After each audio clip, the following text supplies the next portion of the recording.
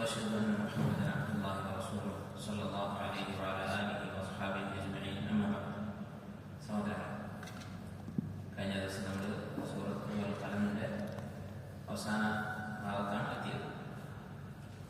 തുടക്കത്തിൽ നമ്മൾ പറഞ്ഞിട്ടുണ്ട് സൂറത്തിൻ്റെ അടിസ്ഥാന പ്രമേയം, മുഖ്യ ലക്ഷ്യം എന്താണ്? രണ്ട് കാര്യങ്ങളാണ്. ഒന്ന്, റിസാലത്ത്, നബി സല്ലല്ലാഹു അലൈഹി വസല്ലമയെ പ്രതിരോധിച്ച് അവിടുത്തെ റിസാലത്തിനെ സത്യപ്പെടുത്തുന്ന സൂറത്താണ്. അതിൻ്റെ ഒരു പ്രസക്തി നമ്മൾ പറഞ്ഞു. തൊട്ട് മുമ്പത്തെ സൂറത്തിൽ തൗഹീദിനെ കുറിച്ചാണ് വിശദീകരിച്ചത്.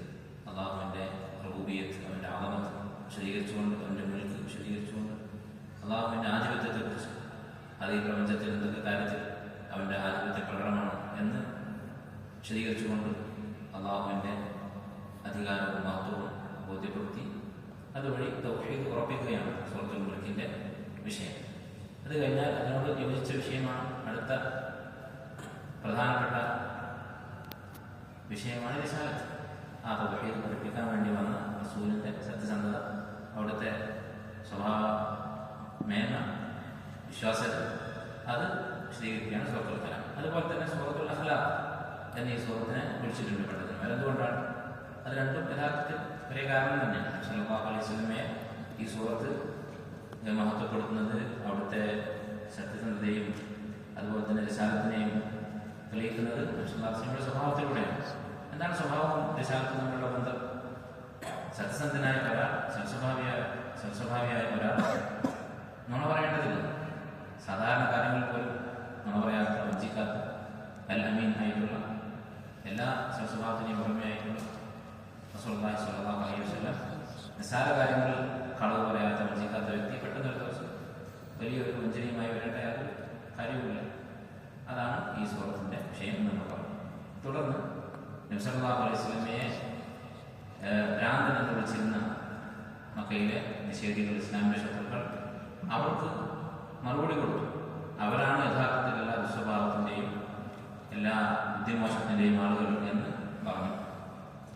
അത് കഴിഞ്ഞ് മക്കാ മുശ്രിക്കുകളുടെ അവസ്ഥ, അവരുടെ രൂപമ അല്ലാഹു തആല വിശദീകരിച്ചു. മുൻകാലത്ത് അല്ലാഹു തആല പരീക്ഷിച്ചിട്ടുള്ള ഒരു തോട്ടത്തിൻ്റെ ഉടമ അദ്ദേഹത്തിൻ്റെ കഥ പറഞ്ഞു, അദ്ദേഹത്തിൻ്റെയും മക്കളുടെയും കഥ പറഞ്ഞു. അതിലൂടെ മക്കാ മുശ്രിക്കുകളുടെ വലിയ ഒരു സ്വഭാവമായ പിശുക്കിനെ കുറിച്ചാണ് അല്ലാഹു തആല വിശദീകരിച്ചത്. അതിനെക്കുറിച്ചാണ് താക്കീത് ചെയ്തത്, അവരെ ആ സ്വഭാവത്തിൻ്റെ പേരിൽ ആക്ഷേപിച്ചത്. എന്തുകൊണ്ടാണ് പിശുക്കിനെ കുറിച്ച് പ്രത്യേകം എടുത്ത് പറഞ്ഞത്? സ്വഭാവ ദൂഷ്യങ്ങളുടെ കൂട്ടത്തിൽ പിശുക്കിൻ്റെ പ്രത്യേകത എന്താണ്? നമ്മൾ പറഞ്ഞത് കുഫറുമായി ബന്ധമുണ്ട്, അതുപോലെ അതിൻ്റെ വിപരീതമായ ഔദാര്യശീലം, അതിന് ഈമാനുമായി ബന്ധമുണ്ട് എന്ന കാര്യത്തിൽ വീണ്ടും അല്ലാഹു തആല ഈ മുശ്രിക്കുകളെ ആക്ഷേപിക്കുകയാണ്. അവർക്ക് പരലോകത്ത് കിട്ടാൻ ശിക്ഷയെക്കുറിച്ച് അവർ ഓർമ്മിപ്പിച്ചു.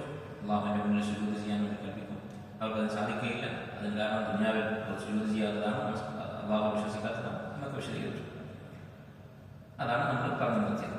അല്ലാഹു സുബ്ഹാനഹു വ തആല തുടർന്ന് വീണ്ടും പറയുന്നു, വഉംലി ലഹും ഇന്ന കൈദി മതീൻ എന്ന ആയത്ത് നമ്മൾ അവസാനമായി പറഞ്ഞു. അവർക്ക്, ഈ മുശ്രിക്കുകൾക്ക് അല്ലാഹു നീട്ടിക്കൊടുക്കുന്നത്, അവരെ ദുനിയാവിൽ വെച്ച് പിടികൂടാത്തത്, ഇത്രയൊക്കെ സ്വഭാവങ്ങളും നിഷേധവും സല്ലല്ലാഹു അലൈഹി വസല്ലമയെ ധിക്കരിക്കലും ഒക്കെ ഉണ്ടായിട്ടും അവിടുത്തെ ആക്ഷേപിച്ചിട്ടും അവരെ അല്ലാഹു പിടികൂടാത്തത് അതൊരിക്കലും അവരോടുള്ള ഇഷ്ടം കൊണ്ടോ അവരുടെ സ്ഥാനം കൊണ്ടോ ഒന്നുമല്ല. നേരെ മറിച്ച് അല്ലാഹു അവർക്ക് ഇസ്തിദ്റാജ്, അവർക്ക് നീട്ടിക്കൊടുക്കുന്നതാണ്. അവരുടെ പാപങ്ങൾ പെരുകാൻ വേണ്ടി, അവരുടെ ശിക്ഷ കൂടുതൽ കടുത്തതാകാൻ വേണ്ടി എന്ന് മാത്രം. തുടർന്ന് അല്ലാഹു തആല പറയുന്നു, താങ്കൾ അവരോട് വല്ല പ്രതിഫലവും സ്വീകരിക്കുന്നുണ്ടോ, ചോദിക്കുന്നുണ്ടോ? നബി സല്ലല്ലാഹു അലൈഹി വസല്ലം പറയുകയാണ്. ഈ ചോദ്യത്തിൻ്റെ ഉദ്ദേശം എന്താണ്? മുശ്രിക്കുകളോടുള്ള, അവരെയാണ് ഉദ്ദേശിക്കുന്നത്, അവരോടുള്ള ചോദ്യമാണ് യഥാർത്ഥത്തിൽ. എന്താണ് ഇങ്ങനെ പറയാൻ കാരണം? അവർക്ക് നബി സല്ലല്ലാഹു അലൈഹി വസല്ലമയുടെ സത്യസന്ധതയിൽ യാതൊരു സംശയവുമില്ല. നബി സല്ലല്ലാഹു അലൈഹി വസല്ലമയുടെ സ്വഭാവഗുണങ്ങൾ അവർക്കറിയാവുന്നതാണ്. അതുപോലെ തന്നെ അവർക്ക് വിശ്വസിക്കാതിരിക്കാൻ യാതൊരു ന്യായവും പറയാനില്ല.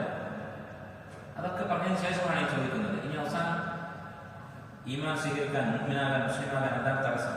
നബി സല്ലല്ലാഹു അലൈഹി വസല്ലം നിങ്ങളോട് എന്തെങ്കിലും ലാഭം ചോദിക്കുന്നുണ്ടോ? എന്തെങ്കിലും സ്വത്തോ സമ്പത്തോ ചോദിക്കുന്നുണ്ടോ? മുസ്ലിം ആകണമെങ്കിൽ